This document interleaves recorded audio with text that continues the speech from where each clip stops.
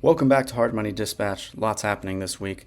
This is actually coming at you a week late, so let's get right into it. Bitcoin dropped to 107,000 amid a $19 billion liquidation, the largest in crypto history. That was over a week ago now. Quantum computing threats to Bitcoin have resurfaced, but still many years away from practical impact. PayPal's stablecoin, PYUSD, made headlines for a minute after Paxos accidentally minted 300 trillion tokens. Gold and silver are at new all-time highs. Of course, just yesterday they had a big correction, and today they've continued correcting somewhat. And that's a signal deepening distrust in fiat systems. And despite all this volatility, over 60% of Bitcoin has not moved in over a year, which signals conviction among long-term holders. So, some people think this is the end of the bull market. Bitcoin price recovered for a little bit. Now it's back down to around 107, 108,000. But others think that this is just the final flush out before a blow off top. Either way, it is true that we may be approaching the end of this bull market, this cycle, within the next, 2 to 6 months or so. Who knows? But if it's anything like last cycles, it's not quite over yet. There's a number of indicators showing that it's probably not over yet. There's a great chart on CoinGlass, or it's more of a list of all these different signals. If you just search for CoinGlass bull market peak signals, you can find it. It's a great list of indicators. I have no affiliation with them. It's just something I discovered, and it looks really cool. And right now, it's at 100% hold, meaning of these 30 indicators, not a single one of them have been hit fully. A few of them are 80 or 90% there, but most of them are not even close. And if not a single one of them has been hit, then fundamentally it's pretty likely, in my opinion, that the top is not in, the bull market's not over. But anyway, a lot more going on than just price action. For example, quantum computing FUD is back in the news yet again. And I really thought the story was going away for a while, but apparently it's not.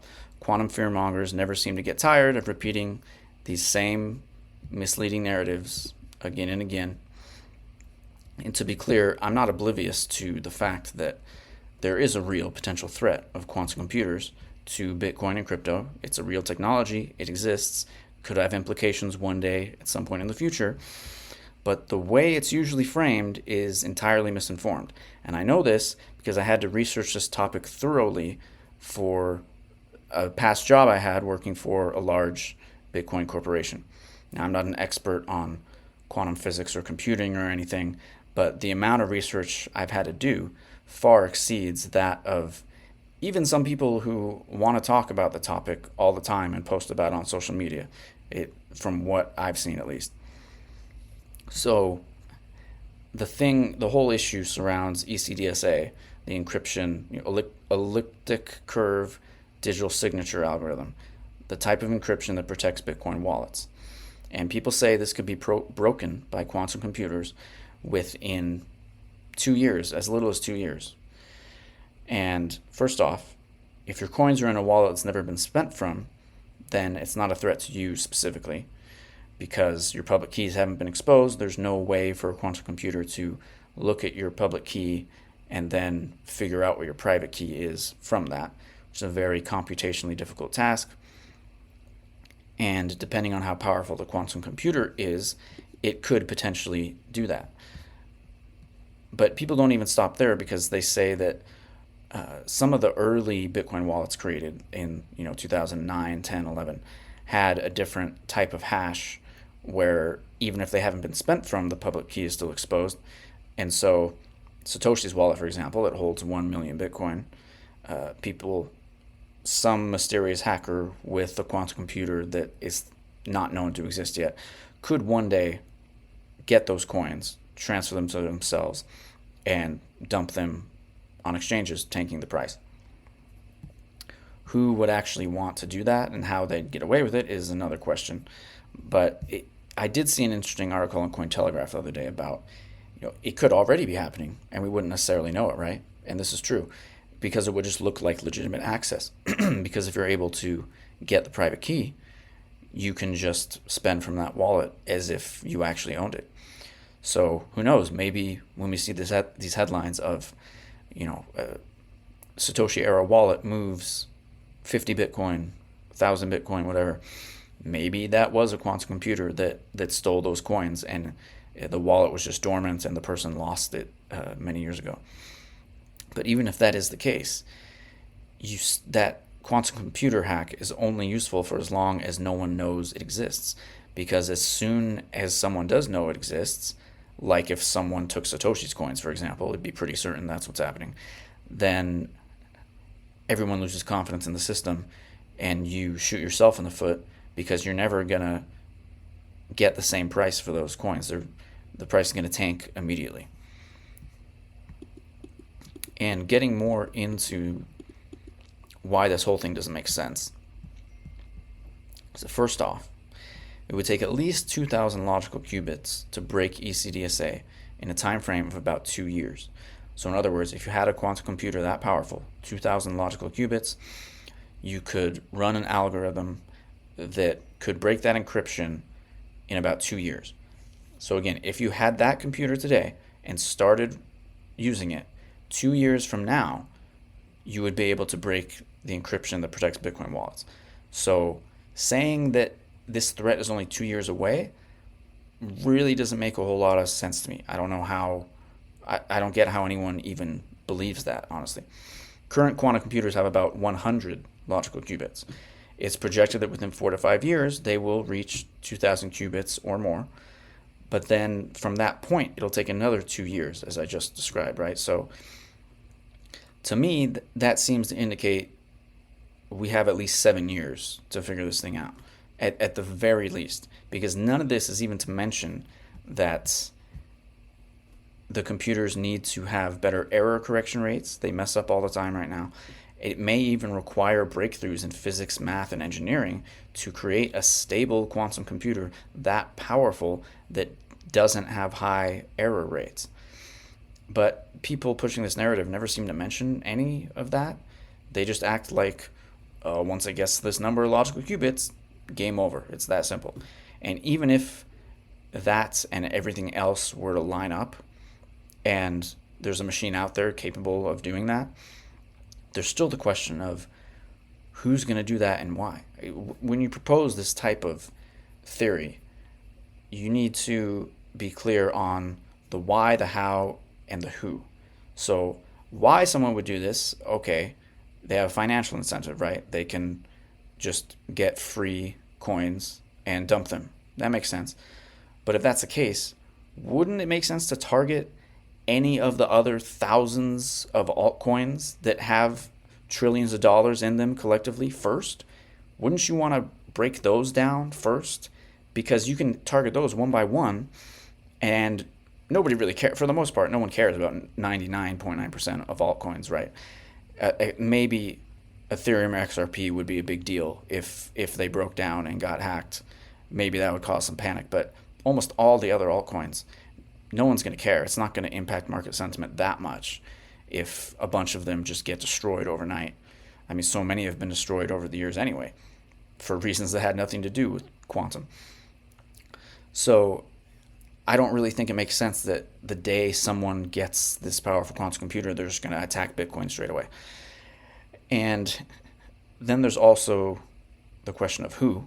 Who exactly is this person going to be? I mean, you would have to be an employee at one of these quantum companies or at Google or IBM, for example, and you would have to somehow access this thing in a way that is definitely not going to be company sanctioned.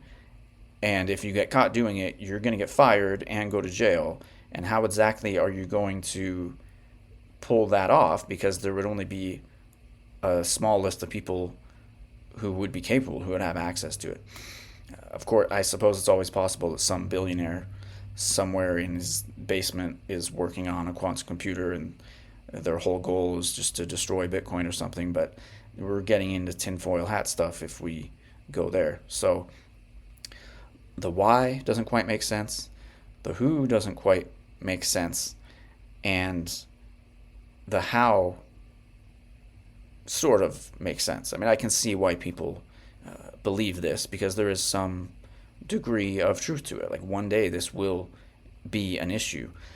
But the main point I'm trying to make is that it's way more complicated than it's often framed, and this is likely many more years out than people are trying to say. It seems like every day that goes by, people say that it's years and years closer, even though nothing has really changed. There's been no significant breakthrough. Google had the Willow chip that has more qubits than anything else so far, but that's it.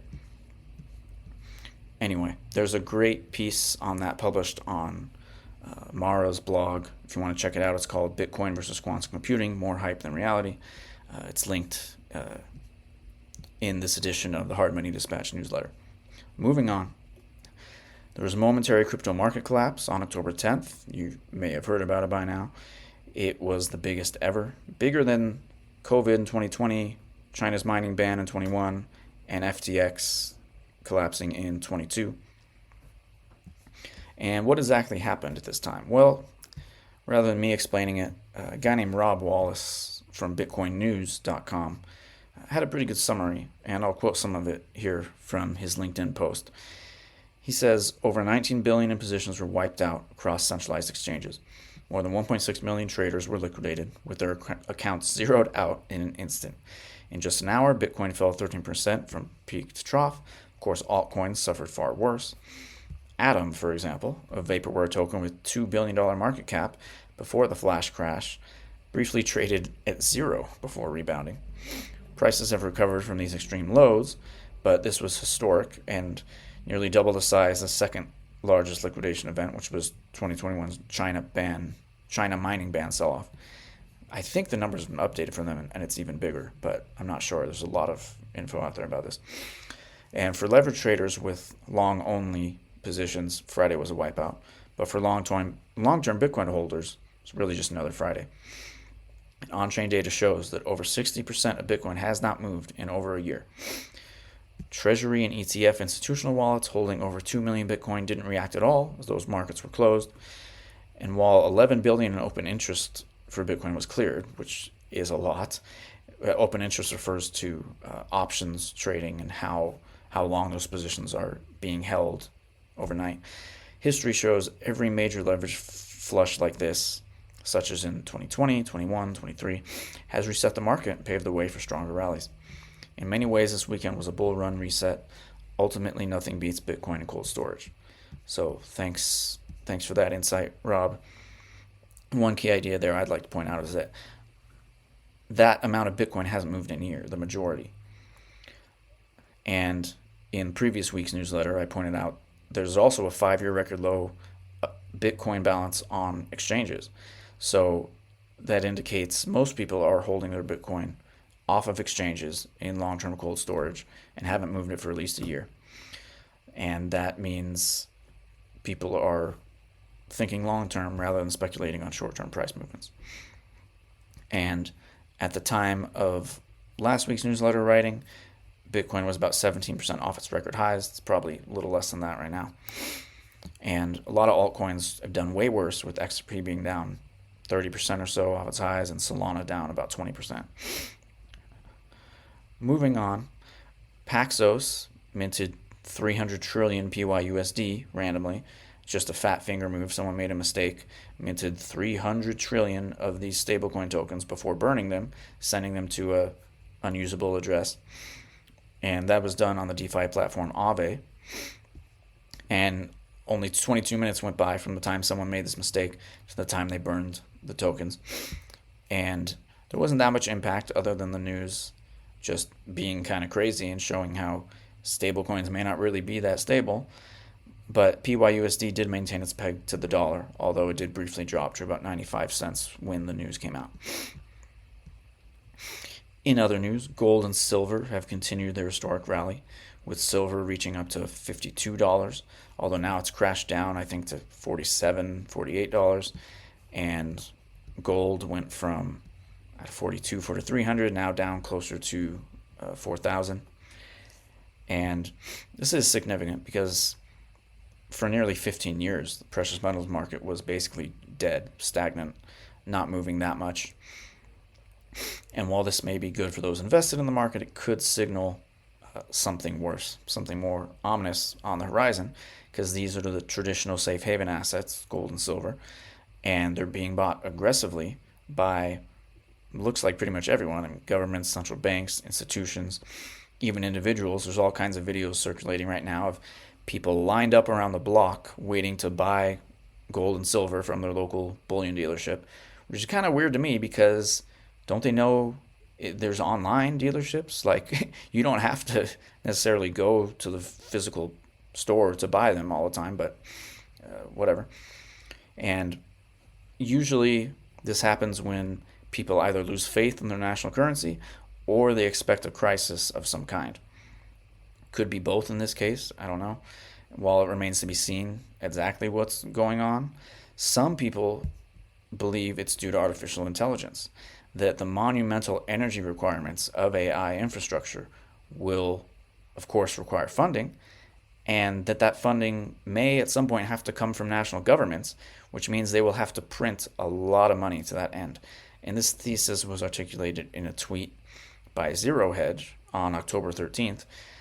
They said, the money's not the problem. AI is a new global arms race, and capital expenditures will eventually be funded by governments, US and China mainly. If you want to know why gold, silver, Bitcoin is soaring, it's the debasement to fund the AI race. And Elon Musk responded saying, true, that's why Bitcoin's based on energy. You can issue fake currency, and every government in history has done so, but it's impossible to fake energy.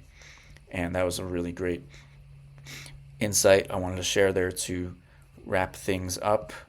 And as always, I'll leave links in the description to, the different formats of this newsletter, podcast, YouTube, depending on where you're seeing this. I'll leave the other links for you in there. Don't forget to subscribe on YouTube and to the newsletter, and I'll see you next time.